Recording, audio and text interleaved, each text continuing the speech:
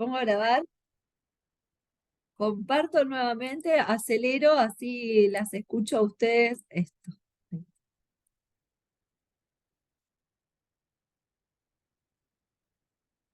Bien, conjunto de dispositivos que permiten relevar y sistematizar evidencias, porque las evaluaciones son evidencias para la toma de decisiones de prácticas institucionales. Todo lo que ustedes como docentes, toda la información que ustedes construyen en el aula en relación a qué observan, cómo evalúan, cuáles son los resultados que tienen. Todas esos puntos que aparecen de las observaciones y de la evaluación formativa que le hacen a los estudiantes es la información que utiliza un directivo después para tomar decisiones en cuanto a la dimensión pedagógica didáctica. ¿De dónde salen las decisiones institucionales en cuanto a cómo abordar ciertas problemáticas de aprendizaje de las evaluaciones formativas que hacen los docentes en el aula? O sea que el docente está todo el tiempo generando información que se tiene que procesar, que se llama conocimiento institucional. O sea, lo que ustedes generan en el aula es un tipo de conocimiento situado a institucional que debe sistematizarse. Sistematizarse debe decir convertirse en información, en registro, para que posteriormente la gestión, en conjunto con todos los docentes y los departamentos, pueda tomar decisiones situadas.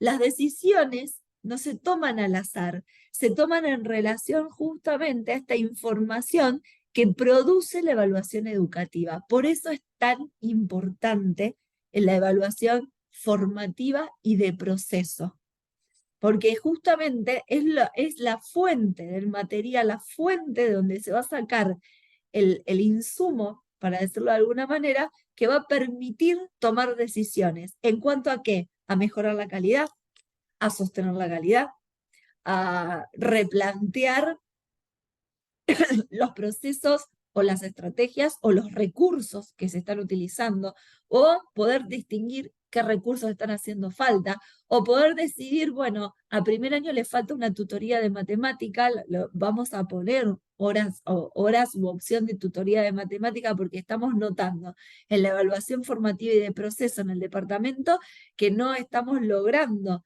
llegar con ciertos contenidos porque hay un desfasaje tal vez entre lo que se esperaba, lo que se esperaba del nivel primario y lo que realmente sucedió.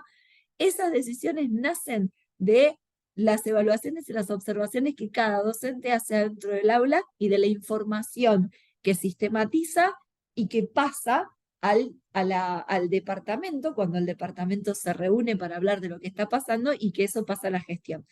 Se va entendiendo la cadena y la importancia que tiene lo que ustedes observan como docentes dentro del aula. Sí, sí. Un compendio de información, o ya lo adelante, sistematizada, destinada al acompañamiento pedagógico de los centros educativos en general y de los docentes en particular. La evaluación no es un fin en sí mismo, se debe vincular al proceso pedagógico para retroalimentar el proyecto institucional y adoptar medidas de acompañamiento integral para alcanzar los objetivos de aprendizaje definidos en la política educativa provincial, a lo cual nosotros debemos responder. No podemos, vieron que me dicen, no podemos enseñar lo que nosotros queremos. Hay un diseño curricular. Nosotros podemos usar nuestras estrategias, nuestro estilo, nuestra forma, nuestra impronta, nuestra creatividad, pero debemos responder a ese diseño curricular que ya estuvimos viendo y que vimos cómo circula, cómo se lee y cómo está propuesto. En base a eso, la evaluación formativa y procesual, que parte desde qué criterios voy a evaluar, pero que están planificados. Por lo tanto, el punto de partida de todo docente es la planificación. Para trabajar la didáctica de la lengua, parto de la planificación. Se planifica cómo voy a abordar didácticamente la lengua dentro del curso que a mí me toque. Y dentro de esa planificación también están planificados los criterios desde los cuales voy a evaluar de forma procesual y formativa para lograr sistematizar esa información que me va a servir para la toma de decisiones adentro del aula y la toma de decisiones institucional. ¿Se va entendiendo? ¿Me voy explicando? Sí. Profe, una pregunta. ¿Se podrá mandar Está en el drive de didáctica de la lengua. Ah, no me fijé. Está Listo. cargado. Sí, sí. Buenísimo. ¿En qué pensamos cuando hablamos de evaluación?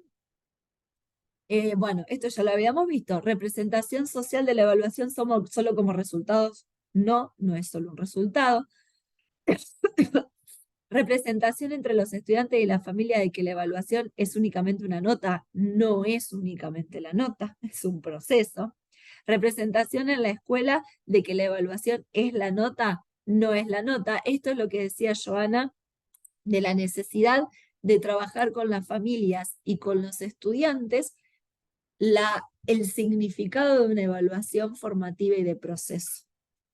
Pero también de trabajarlo primero como docentes para después poder trabajarlo con la familia y con los estudiantes. Estas eran algunas, esto lo habíamos leído, algunas citas en relación a la evaluación formativa. Diferencia entre evaluación del aprendizaje y evaluación para el aprendizaje. Evaluamos para aprender, para seguir aprendiendo siempre. A ver, evaluar el aprendizaje es cuánto sabe el estudiante, o evaluar para aprender cuánto sabe el estudiante, cuánto ha logrado, cuánto hemos nosotros tenido responsabilidad en relación a nuestras decisiones pedagógicas y didácticas dentro del aula. Después habíamos visto la estrategia de evaluación formativa, proceso de enseñanza, el puente el simbólico hacia los procesos de aprendizaje. Explicitar las intenciones educativas y los criterios de logro. Tenemos que ser claros en relación a cuáles son los criterios que nosotros vamos a tener en cuenta cuando evaluamos. Los tenemos que decir previamente, los tenemos que anticipar, para que cuando nosotros observemos eso que ha logrado el estudiante, y que es lo que va a generar después la información, esa información que vamos a sistematizar, sepamos, bueno, a ver, al estudiante le hemos anticipado que le íbamos a evaluar la coherencia, la cohesión, la prolijidad, la capacidad de utilizar el lenguaje específico, la aplicación de ciertas categorías a las prácticas de lectura y a las prácticas de escritura.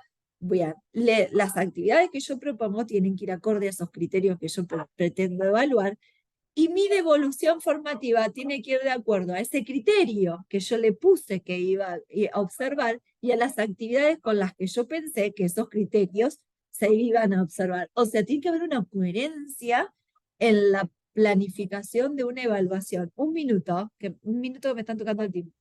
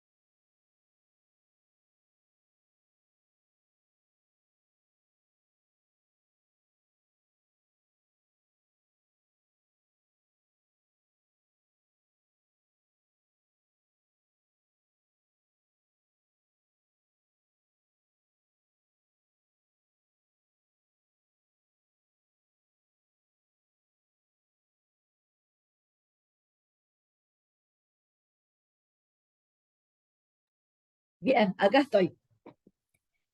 La idea es pensar que la instancia evaluativa tiene que tener una coherencia entre los criterios que pretendo evaluar, las actividades que genero para evaluar esos criterios que estoy postulando y la devolución, la observación que hago cuando yo corrijo. Por ejemplo, si yo puse que dos criterios que iba a tener en cuenta, la capacidad de relacionar los conceptos y coherencia, cohesión y buen uso de los signos de puntuación. Y después le desapruebo al estudiante, lo desapruebo porque fue desprolijo. ¿Era un criterio de evaluación? La desprolijidad. Le estoy diciendo algo por decir, ¿no? Pero le estoy diciendo, ¿era un criterio la desprolijidad? Yo le dije, sé prolijo, a lo mejor estamos diciendo, bueno, tachó, lo puso abajo, hizo flecha, pero logró relacionar los conceptos y logró la cuestión de, es coherente, fue cohesivo, respetó los puntos, pero no fue prolijo en cuanto a lo que yo considero prolijo. Y lo desapruebo por desprolijo. Ahí es el punto en el que la evaluación también se planifica desde una línea de coherencia en el que las actividades tienen que ir de la mano de los criterios y las devoluciones tienen que ir de la mano de los criterios de las actividades y la nota es el resultado de esa coherencia entre el criterio, la actividad y lo que yo, docente, voy a observar. ¿Se entiende la idea? Sí, sí. Sí. Por ejemplo, es muy común dar la evaluación y te dice tema, argumentación, actividad número 1, actividad número 2, actividad número 3, éxitos. Y entonces vos tenés la evaluación.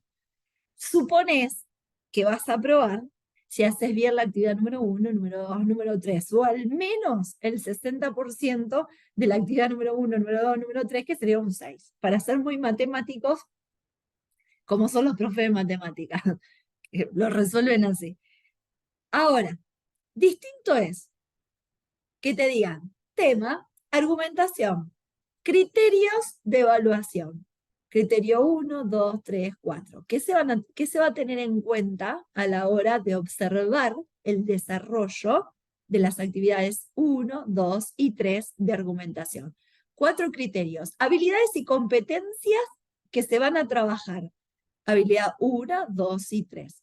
Entonces, yo me enfrento ante una instancia evaluativa en la que tengo como contenido la argumentación, como aprendizajes, el reconocimiento del tema, de la hipótesis, del problema, de los recursos argumentativos, como habilidades y competencias, tener la habilidad y la competencia de la lectura interpretativa, de la práctica de oralidad, práctica de lectura, no se pónganle las que ustedes consideran. Criterio de evaluación, ser claro, coherente, cohesivo, respuestas adecuadas, uso del lenguaje, uso pertinente del lenguaje, reconocimiento exacto de los recursos, entonces tengo los criterios. Y cuando el profesor observa, pone las actividades y observa mi evaluación y me devuelve, has logrado reconocer pertinentemente el gozo. Ahora, entonces la devolución va punto por punto de los criterios evaluativos que le dije, que le anticipé que iba a observar, con las habilidades y las competencias que le anticipé que iba a observar, del contenido que le anticipé que iba a evaluar y de los aprendizajes que le anticipé que iban a estar incluidos en las actividades. ¿Me explico? Sí, totalmente. Bien, es una manera distinta de empezar a pensar las instancias evaluativas, que también se planifican. Y que cuando yo planifico una secuencia, esa evaluación también tiene que estar planificada, procesual, día a día y hasta en una instancia formal, si se le quiere poner ese nombre. Explicitar las intenciones educativas y los criterios de logro. ¿Qué quiero que logre el estudiante? Desarrollar actividades que ofrezcan evidencia sobre el aprendizaje. Las actividades tienen que ser coherentes con lo que yo quiero observar. Proponer devoluciones que orienten el avance del aprendizaje. Háganle una devolución formativa al estudiante. Sugiero, observo, devolución, ítems, como quieran. No le pongan una nota, que simplemente devuelvo nota 5.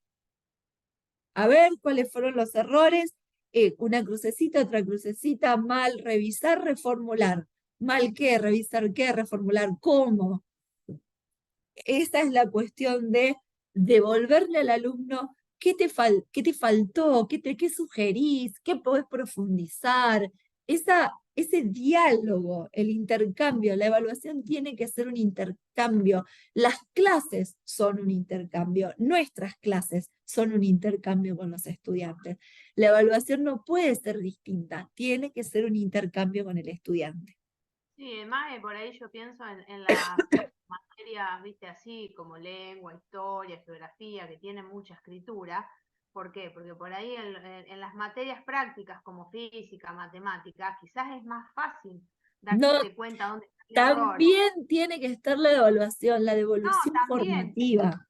pero peor aún en estas, porque a lo mejor te ponen una cruz, entonces vos no sabés si te expresaste mal, si no, no era la idea que pusiste, si tu respuesta no responde a la pregunta, cuando hay una, Exacto, o sea, no sabés a qué apunta esa cruz que está mal.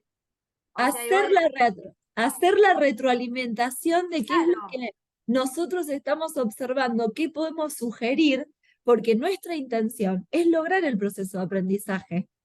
claro, exactamente, sí, no sabés a qué te quiso decir con esa crucecita perdida, digamos.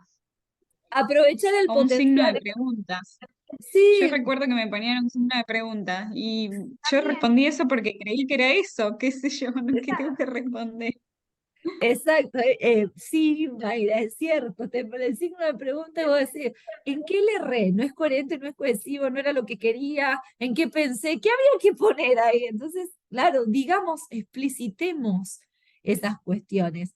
Aprovechar el potencial de los estudiantes que los estudiantes poseen como fuente de devoluciones relevantes entre pares, reorientar la propuesta de enseñanza siempre que sea necesario. No hay un plan, puede suceder que nuestro plan no funcione, no es un fracaso que nuestro plan no funcione. Nosotros tenemos que saber que nuestras planificaciones y nuestras estrategias tienen que ser flexibles, que revisar es lo que debemos hacer, que revisar está bien, que reorientar está bien y que es necesario. El abanico de opciones, bueno, protocolo, cuestionarios, bitácora, tarjeta de salida, portfolio, rúbrica, un montón de opciones para evaluar. Entonces, cuando abordamos en la formación docente de estas estrategias, esto ya lo voy pasando de largo, esto es lo que ustedes hacen cuando hacen las prácticas.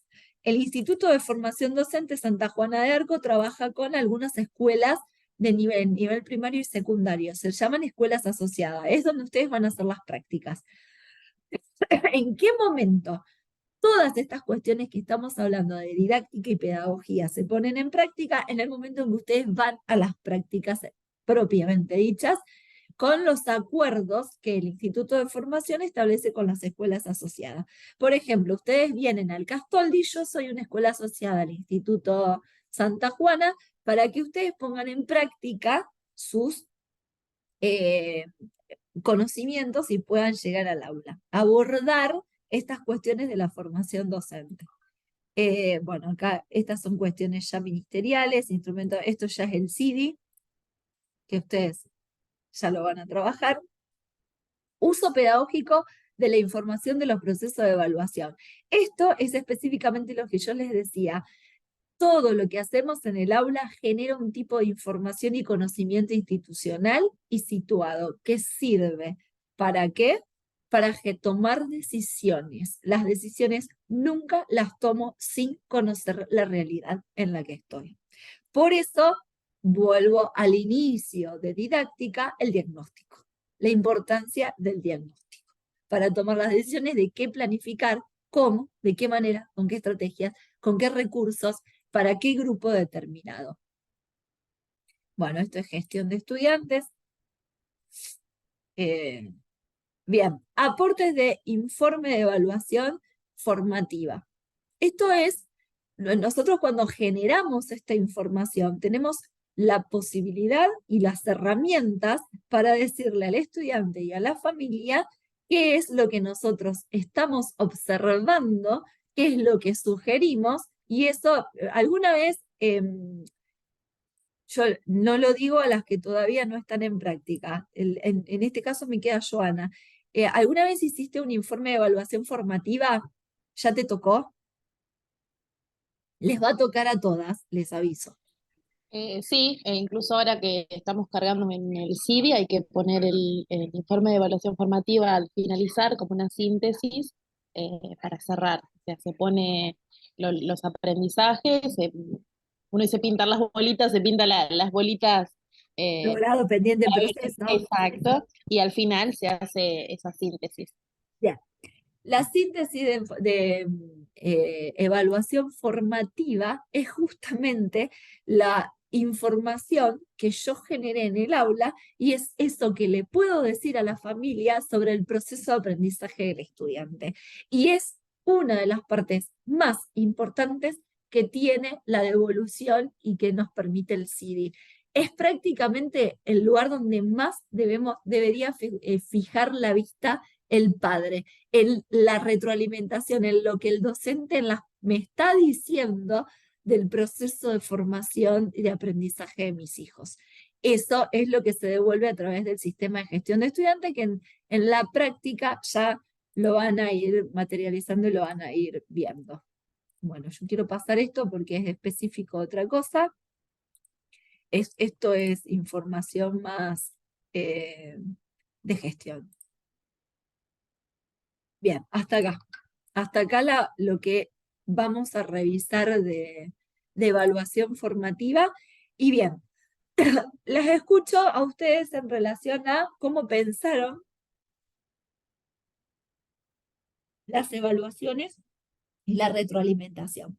Pero le doy la palabra, hoy te torturé, Joana, pero te doy la palabra a vos. ¿Te acordás que te había pedido que prepares o que pienses o que tomes algunas de tus planificaciones reales puestas en práctica en cuarto año para mostrar? Sí, bueno, no sé cómo yo la verdad que con Zoom no me llevo muy bien, no sé cómo Ya te se comparte. dejo. ¿Querés compartir pantalla? Yo tengo acá para mostrarle, Ahí te habilité. a ver, espera que Poné yo no compartir sé. pantalla y ya estás habilitada. Lo tengo, el problema mío es que lo tengo en inglés. ¿En dónde tendría que poner para compartir? Ah, fíjate acá que tenés una Abajo de... flechita. Bien en el centro de las opciones del Zoom tenés una flechita Sí, hacia arriba que te va a aparecer en color verde. Ese es compartir pantalla. bien. Te va a aparecer cuando vos lo apretes diferentes ventanas. Lo tenés que tener abierto. A ver si es esto. A ver si se puede. ¿Se Perfecto. logró? Sí. Genial. Bueno, esta es una planificación pensada para trabajar el texto expositivo en cuarto año. Bueno, yo la elegí porque esta planificación no me funcionó con ese curso, digo, no me funcionó entre comillas, porque lo que yo había pensado, cuando yo arranqué a trabajar, hice una suplencia, entonces no conocía el grupo y yo sabía solamente que tenía que trabajar con textos positivos. Entonces, bueno, les cuento a las chicas porque a veces estas son cosas que nos pasan. Yo entré con el modelo de planificación, todo bien estructurado, y era un grupo de casi 40 chicos, y esta planificación la tuve que modificar muchas veces. Ahora no tengo, lo tengo en papel, todas las reformulaciones y los anexos que tuve que ir haciendo, pero no lo pude llevar a cabo así como está. Como no lo conocía, yo había empezado a trabajar con los distintos textos para indagar qué era lo que ellos sabían y qué no, eh, para saber con qué me iba a encontrar, como una especie de diagnóstico, y por eso elegí empezar así. Bueno, medianamente la primera clase fue bien, pero cuando yo empecé a trabajar con ellos y empecé a meterme en el texto expositivo, me di cuenta que ellos no tenían la base, era la primera, no sé si era la primera vez que habían visto textos positivos, supongo que no, porque ya tenían un recorrido, pero no recordaban nada, entonces ahí es donde yo tuve que volver a trabajar y a arrancar como desde cero, digamos, y por eso no me funcionó esta planificación. Quiero ir a lo que, bueno, acá están los tipos de textos que yo elegí para trabajar, hay variados, yo con ellos trabajé, fui haciendo a medida que iba viendo un progreso en cuanto a los textos. Empecé con textos que yo consideraba sencillo, y lo digo entre comillas, hasta llegar a otros de mayor complejidad. Esperen que quiero llegar al final, que era lo que Noé nos había pedido para hoy, porque en un ratito yo me No, tengo que ir. pero yo así, yo en realidad me quedé con que quería ver el principio. Ah, bueno, para que te lo muestro, para que Sí, arranco. sí. Vos decís, No, no. Me gustaría que cuentes cómo lo pensaste y por qué consideras que no funcionó y a dónde encontraste las dificultades. Contale a las chicas tu experiencia porque sos la que tiene la experiencia en el aula. Y porque esto que vos estás contando es prácticamente lo que yo les digo siempre. No, primero el diagnóstico, es muy difícil, es imposible planificar sin conocer al grupo, porque por eso hablamos de planificación situada y estratégica, que yo lo vuelvo a repetir porque eso es una de las nociones que trabajamos en las primeras clases. Pensar de manera situada y estratégica es pensar en relación al grupo específico que tengo en el colegio específico en el que estoy trabajando. Por lo tanto, no puedo de ninguna manera pensar en el alumno ideal. Vieron que cuando uno escribe literatura, existe el lector ideal y el lector real. Un escritor siempre tiene un lector ideal en su cabeza, genera una obra de literatura pensando en un lector, pero después está el lector real. Nosotros planificamos con un ideal, muchas veces nos suele pasar cuando empezamos en la carrera docente, planificamos para un ideal, pero después tenemos el real. El real es el situado y el estratégico. Entonces, palabras claves para hablar de planificación didáctica y pedagógica, situada y estratégica, para el grupo que tengo, en el colegio que tengo, con el tiempo que tengo, con la realidad que tengo. Es partir de lo que es para pensar a dónde quiero llegar, pero no puedo partir de lo que no es lo que tenemos y qué hacemos con lo que tenemos. Entonces, es muy valioso lo que vos dijiste, no me funcionó, porque es normal y nos pasa a todos. Y eso es lo que yo les digo, flexibilidad y reformulación. Y cuando puedo asumir que no me funcionó, es porque estoy evaluando el proceso. Es todo lo que se tiene que hacer. Por eso digo, si podés volver al principio de la planificación a ver cómo estaba. bueno, acá arranca. La planificación estaba pensada. Yo tenía, no me acuerdo esperen que quiero ver el año, fue hace mucho, en el 2015 yo trabajé. Me acuerdo porque yo arranqué y primero lo sentí como una frustración y después con el tiempo aprendí que esto es así. Era mi primera experiencia y que no me haya funcionado, para mí en un principio fue un poco frustrante y después llegó el aprendizaje. Yo con ellos, y había pensado, esperen, quiero bajar, había empezado a Ay, trabajar con un... pausa. Subo, vos decime. Acá, Evaluación. Ya que estábamos hablando de la evaluación, ahí evaluación. está. Yo con ellos iba a trabajar un mes, acá está puesto los horarios. Yo tenía lunes y miércoles de 7:30 a 9:30, miércoles de 8:30 a 9:30. Eran 4 semanas y con posibilidad de prolongarse a 5. Era un mes, no me acuerdo bien por qué el motivo que fui a hacer ese reemplazo. Y si eso seguía, yo continuaba con la temática. Entonces, en un mes yo tenía que trabajar el texto expositivo. Yo, al finalizar, quería hacer una evaluación porque tenía que, a pesar de que evaluaba, como acá dice, la evaluación formativa, bueno, yo puse sumativa, pero vos me dijiste que era cuantitativa. Cuantitativa, sí, porque lleva un número Claro, tenía que dejar un número a la profe al que iba conmigo final, al exacto. final. Entonces, si bien evaluaba el proceso, también tenía que hacer una evaluación final para ver cómo había resultado esta secuencia, si sabes, si había funcionado o no. Yo, como no los conocía, me centré principalmente en la comprensión lectora, en la forma que ellos se expresaban, expresión oral y escrita de ideas, sus opiniones, si había un intercambio, si participaban en clase o no, si cumplían con las actividades, si había un respeto, pese a que eh, también quería lograr que ellos trabajen el contenido, digamos. pero me iba a centrar en esto porque no los conocía. Esto fue lo que yo planteé al principio porque no sabía con qué grupo me iba a encontrar. Ahí faltó, que después yo lo tuve que agregar, bueno, el reconocimiento de un texto expositivo, el poder diferenciarlo, reconocer sus características. Bueno, esto fue al principio lo que yo intenté hacer en la primera evaluación y después esto fue modificándose en la primera secuencia.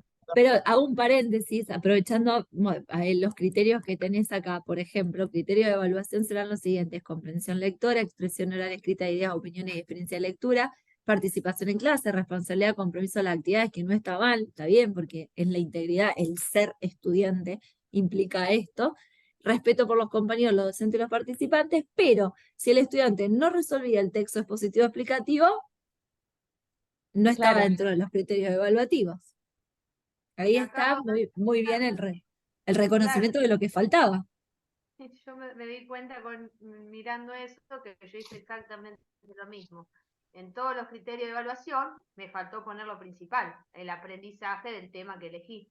Los aprendizajes del contenido que Claro, nosotros pusimos claro. y las habilidades y las competencias que queríamos desarrollar.